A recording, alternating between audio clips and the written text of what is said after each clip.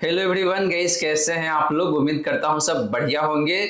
So friends, इन्वेस्टो pride के एक और ब्रांड न्यू वीडियो में आप सभी का फिर से स्वागत है। एंड गाइस, आज का वीडियो काफी इंटरेस्टिंग एंड इंपॉर्टेंट होने वाला है, क्योंकि आज के इस वीडियो में हम लोग बात करने वाले हैं 4 ऐसे म्यूचुअल फंड्स के बारे में जिसको मैंने अपने क्लाइंट को सजेस्ट किया है और क्लाइंट से इन्वेस्ट करवाया है 20,000 पर मंथ के हिसाब से SIP इन्वेस्टमेंट। तो गाइस, ये चारों म्यूचुअल फंड्स काफी शानदार है। वहीं गाइस, अगर आप लोगों ने अपना ITR अभी तक फाइल नहीं किया हुआ है, देन हम लोग आपके लिए लेके आए हैं एक शानदार ऑफर। और अगर आप एक सैलरीड एम्प्लॉई है, आपका इनकम सिर्फ और सिर्फ सैलरी से आता है, इन दैट केस हम लोग आपका जो ITR है वो सिर्फ 1499 यानी कि 1500 रुपए की नॉमिनल फी में फाइल करने वाले। और फ्रेंड्स, फ्यूचर में चल के आपके पास कोई भी नोटिस आता है इनकम टैक्स डिपार्टमेंट से इस असेसमेंट ईयर को रिलेट करते हुए, तो उस नोटिस को भी हम लोग कैटर करके देने वाले हैं। तो देरी मत कीजिए, दिए गए नंबर पे आप मुझे फटाफट कॉल कर सकते हैं या फिर व्हाट्सएप कर सकते हैं। जैसे मैंने आपको बताया कि भाई हम लोग बात करने वाले हैं 4 ऐसे म्यूचुअल फंड्स के बारे में जिसको मैंने अपने क्लाइंट को सजेस्ट किया है या फिर कह लीजिए इन्वेस्ट करवाया है अपने क्लाइंट को इन चारों फंड्स में। तो चलिए देखते हैं कि भाई वो चारों म्यूचुअल फंड्स कौन सा है और मैंने किस तरीके से सजेस्ट किया है अपने क्लाइंट को। लार्ज कैप कैटेगरी से जो पहला फंड मैंने अपने क्लाइंट को सजेस्ट किया है वो फंड है आपका ICICI Prudential blue chip equity fund. इस फंड को हम लोग कंपेयर करेंगे इसके बेंचमार्क इंडेक्स से एंड कैटेगरी एवरेज से। तो पहले बात करते हैं इस फंड का हिस्टोरिकल रिटर्न का। तो लास्ट 1 ईयर में इस फंड ने जो रिटर्न आपको दिया है वो यहाँ पे आपका 9.62% का। बेंचमार्क इंडेक्स ने लास्ट 1 ईयर में जो रिटर्न दिया है वो यहाँ पे आपका 8.14% का। एंड कैटेगरी का जो रिटर्न है लास्ट 1 ईयर का वो है यहाँ पे आपका 6.4% का। तो फ्रेंड्स, लास्ट 1 ईयर में ICICI Pru blue chip fund का जो रिटर्न है अपने बेंचमार्क एंड कैटेगरी से बेहतर दिखने को मिल रहा है। बात करें फ्रेंड इस फंड का पिछले 3 सालों का रिटर्न का, तो वो यहाँ पे आपका 18.97% का, लगभग 19% का रिटर्न है पिछले 3 सालों में। बेंचमार्क का जो रिटर्न है पिछले 3 सालों में वो है यहाँ पे आपका 14.52% का। एंड कैटेगरी एवरेज ने इसी टाइम फ्रेम में जो रिटर्न दिया है वो है यहाँ पे आपका लगभग 15% के आसपास में। तो friend, similar to last 1 year, पिछले 3 सालों में भी देखे तो ICICI Prudential blue chip fund का जो रिटर्न है अपने बेंचमार्क एंड कैटेगरी से काफी अच्छा दिखने को मिल रहा है। बात करी गई जिस फंड का पिछले 5 सालों का रिटर्न का, तो वो है यहाँ पे आपका लगभग 25% के आसपास में। बेंचमार्क का जो रिटर्न है पिछले 5 सालों का वो है यहाँ पे आपका 22.13% का। एंड कैटेगरी का जो रिटर्न है पिछले 5 सालों का वो है यहाँ पे आपका 21.61% का। तो friends, similar to last 1 year and last 3 year, पिछले 5 सालों में भी देखे तो यहाँ पे ICICI Prudential blue chip fund का जो रिटर्न है अपने बेंचमार्क एंड कैटेगरी से काफी बेहतरीन दिखने को मिल जाता है। वहीं बात करी गई जिस फंड का रिस्क रेशियोज का, तो पहले बात करते हैं स्टैंडर्ड डेविएशन का। तो यहाँ पे आपका 12.71 का। कैटेगरी का स्टैंडर्ड डेविएशन की बात करें तो वो यहाँ पे आपका 14.88 का। तो फ्रेंड, इस फंड का स्टैंडर्ड डेविएशन लोअर साइड में है, यानी कि इस फंड का जो रिटर्न है वो कम वोलेटाइल रहता है अपनी कैटेगरी के कंपैरिजन में। तो स्टैंडर्ड डेविएशन काफी अच्छा है ICICI Prudential blue chip fund का। बात करी गई जिस फंड का शार्प रेशियो का, तो वो है यहाँ पे आपका 0.95 का। एंड कैटेगरी का जो शार्प रेशियो है वो है यहाँ पे आपका 0.61 का। तो गई जिस फंड का शार्प रेशियो भी बेहतर है,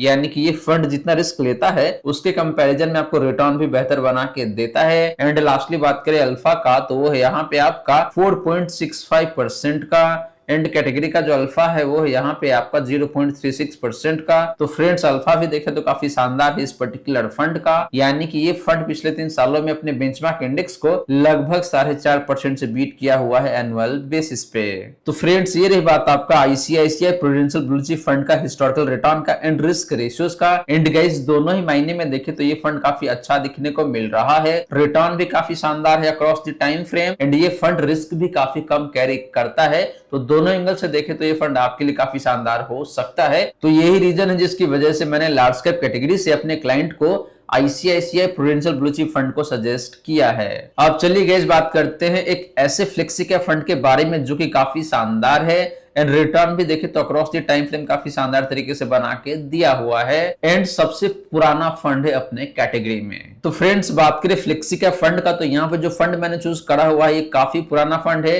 यानी कि सबसे तगड़ा हिस्ट्री है इस फंड का। अगर आपने अंदाजा लगा लिया है तो सही है, नहीं तो मैं आपको बता दूं कि इस फंड का नाम है आपका HDFC फ्लेक्सी कैप फंड। इस फंड को हम लोग कंपेयर करेंगे इसके बेंचमार्क इंडेक्स से एंड कैटेगरी एवरेज से। तो पहले बात करते हैं हिस्टोरिकल रिटर्न का। तो लास्ट 1 ईयर में जो रिटर्न है इस फंड का वो है यहाँ पे आपका 16.62% का। बेंचमार्क इंडेक्स ने पिछले एक साल में जो रिटर्न दिया है वो है यहाँ पे आपका 5.7% का। एंड कैटेगरी का जो रिटर्न है लास्ट 1 ईयर का वो है यहाँ पे आपका 6.72% का। तो फ्रेंड्स लास्ट 1 ईयर में HDFC फ्लेक्सी के फंड का रिटर्न शायद अपने कैटेगरी में सबसे शानदार दिखने को मिल जाता है। बात करी गई जिस फंड का पिछले 3 सालों का रिटर्न का तो वो है यहाँ पे आपका 24.29% का। बेंचमार्क ने पिछले 3 सालों में जो रिटर्न दिया है वो है यहाँ पे आपका 15.13% का। एंड कैटेगरी एवरेज का जो रिटर्न है पिछले 3 सालों का वो है यहाँ पे आपका 16.46% का। तो गाइस पिछले 3 सालों में भी देखे तो HDFC फ्लेक्सी का फंड का रिटर्न बेहद ही शानदार दिखने को मिल जाता है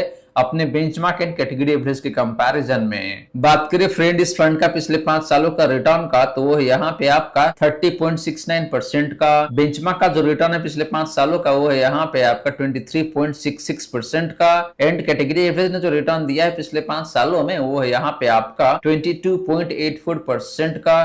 तो guys across the time frame HDFC flexi का फंड का रिटर्न काफी बेहतरीन दिखने को मिल जाता है, वो चाहे बात करें आप बेंचमार्क इंडेक्स के कंपैरिजन में या फिर कैटेगरी एवरेज के कंपैरिजन में। वहीं बात करेंगे जिस फंड का रिस्क रेशियोज का तो पहले बात करेंगे हम लोग स्टैंडर्ड डेविएशन का। तो इस फंड का जो स्टैंडर्ड डेविएशन है वो यहाँ पे आपका 12.62 का। कैटेगरी का स्टैंडर्ड डेविएशन की बात करें तो वो है यहाँ पे आपका 14.34 का। तो फ्रेंड इस फंड का भी स्टैंडर्ड डेविएशन लोअर साइड में है, यानी कि इस फंड का भी रिटर्न काफी कम वोलेटाइल रहता है। बात करेंगे जिस फंड का साफ रेशियो का तो वो है यहाँ पे आपका 1.31 का। कैटेगरी का साफ रेशियो की बात करें तो वो है यहाँ पे आपका 0.71 का। तो फ्रेंड इस फंड का भी साफ रेशियो काफी शानदार है, यानी कि ये फंड भी जितना रिस्क लेता है उसके कंपैरिजन में आपको रिटर्न बेहतर बना के देता है। एंड लास्टली बात करेंगे अल्फा का तो वो है यहाँ पे आपका 8.99% का। एंड कैटेगरी का अल्फा की बात करें तो वो है यहाँ पे आपका 1.75% का। तो फ्रेंड्स इस फंड का अल्फा भी देखें तो काफी जोरदार दिखने को मिल रहा है, यानी कि इस फंड ने पिछले 3 सालों में अपने बेंचमार्क इंडेक्स को लगभग 9% से बीट किया हुआ है एनुअल बेसिस पे।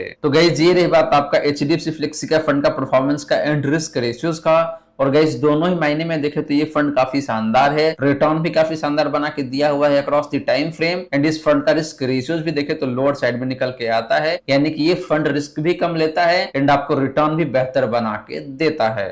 अब चलिए गाइस बात कर लेते हैं मिड कैप म्यूचुअल फंड के बारे में, जिसका रिटर्न देखें तो बहुत अच्छा है, रिस्क भी काफी कम कैरी करता है एंड पेरेंटेज भी काफी शानदार है उस पर्टिकुलर फंड का। तो गाइस बात करें मिड कैप फंड का तो यहाँ पे जो मैंने चूज करा हुआ है उस फंड का नाम है आपका कोटक इमर्जिंग इक्विटी फंड। इस फंड को भी हम लोग कंपेयर करेंगे इसके बेंचमार्क इंडेक्स से एंड कैटेगरी एवरेज से। तो पहले बात करते हैं हिस्टोरिकल रिटर्न का। तो लास्ट 1 ईयर में इस फंड ने जो रिटर्न दिया है वो यहाँ पे आपका लगभग 11% का। बेंचमार्क इंडेक्स का जो रिटर्न है लास्ट 1 ईयर का वो है यहाँ पे आपका 5.42% का। एंड कैटेगरी एवरेज का जो रिटर्न है लास्ट 1 ईयर का वो है यहाँ पे आपका 6.8% का। तो फ्रेंड लास्ट 1 ईयर में कोटक इमर्जिंग इक्विटी फंड का रिटर्न काफी अच्छा दिखने को मिल रहा है अपने बेंचमार्क एंड कैटेगरी के कंपैरिजन में। बात करी गई जिस फंड का पिछले 3 सालों का रिटर्न का तो यहाँ पे आपका लगभग 20% के आसपास में। बेंचमार्क का जो रिटर्न है पिछले 3 सालों का वो है यहाँ पे आपका 21.30% का, यानी कि 21.3% का। एंड कैटेगरी का जो रिटर्न है पिछले 3 सालों का वो है यहाँ पे आपका 20.41% का। तो फ्रेंड्स पिछले 3 सालों में देखें तो कोटक इमर्जिंग इक्विटी फंड का रिटर्न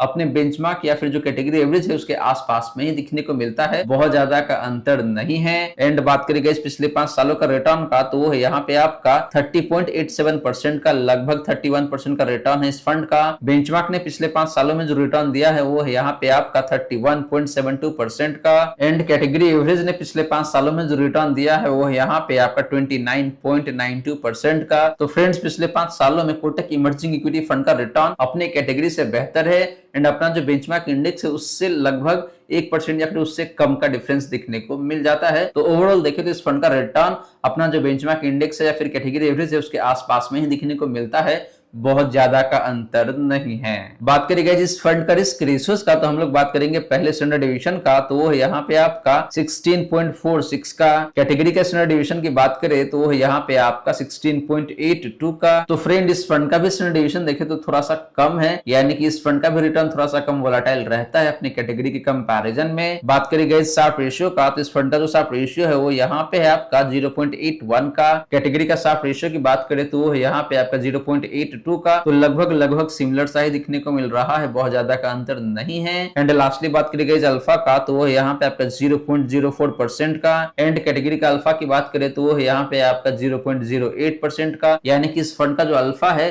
अपना जो कैटेगरी एवरेज है उसके आसपास में ही दिखने को मिलता है, बहुत ज्यादा का फर्क नहीं है। या फिर आप यूं भी कह सकते हैं कि भाई इस फंड का जो रिटर्न है अपना जो बेंचमार्क इंडेक्स है उसके आसपास में ही दिखने को मिलता है। तो फ्रेंड्स ये रही बात आपका कोटक इमर्जिंग इक्विटी फंड का परफॉर्मेंस का एंड रिस्क रेशियोज का।